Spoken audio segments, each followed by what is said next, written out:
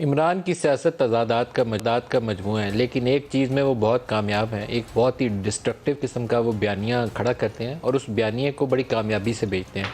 एक बयानिया उन्होंने ये सेट किया हुआ है कि उनके अलावा सारे चोर डाकू हैं और वो सिर्फ अकेले ईमानदार है। रियासत मदीना वो कायम करने वाले थे, अचानक उनकी टांग खींच ली गई। लेकिन वो हुकूमत के दौरान कैसे हुकूमत चलाते थे, अगर उनका माजी का एक जुमला आप सुन लें तो आपको एहसास होगा कि वो एजेंसियों की हुकूमत एक किताब थी, किसी ज़माने में लिखी गई। तो इमरान खान की हुकूमत उससे ज़्यादा मुख्तलिफ नहीं थी। सुनाइएगा जी। हमारे हाथ बंधे हुए थे, कोलिशन पार्टनर्स थे, ब्लैकमेल होते थे, बिल अपने बजट पास करवाना है तो मिन्नतें करनी पड़ती थी, हमें अपनी एजेंसी को कहना पड़ता था कि उनको लेके आओ असेंबली में वोट कराने के लिए। टेलीफोन आता है जी गुमनाम नंबर से धमकियां देने के लिए, वापस धमकियां दो उनको। जो डराता है वापस डराओ उसको।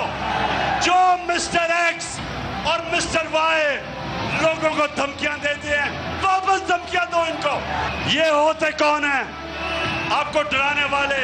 ये खुफिया नंबरों से डराना धमकाना कि जी हम ये कर देंगे वो कर देंगे। जो करना करो, हम भी करेंगे।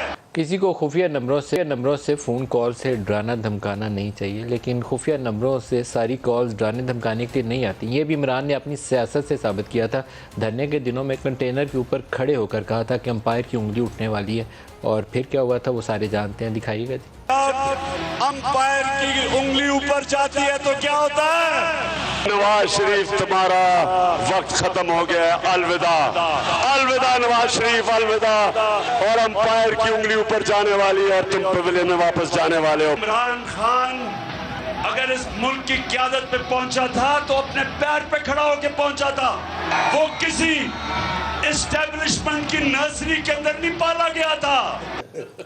ये सबसे अच्छा संजीदा जुमला है जो इमरान ने बोला है कि वो अपने पाँव पे खड़े होकर पहुंचा था, किसी इस्टेब्लिशमेंट की नर्सरी में नहीं पाला गया था। मेरे ख्याल में इसको सबसे ज़्यादा संजीदा ले, क्योंकि 2011 के लाहौर जलसे से लेकर 2018 के इंतखाबात तक शायद ही कोई ऐसा मौका हो कि जिसमें वो अपने पाँव पे खड़े हों, और 2018 के इंतखाबात से लेकर अप्रैल 2022 तक अपनी हुकूमत के गिराए जाने तक शायद ही ऐसा मौका हो जिसमें अपनी हुकूमत उन्होंने अपने पाँव पे खड़े होकर चलाई हो।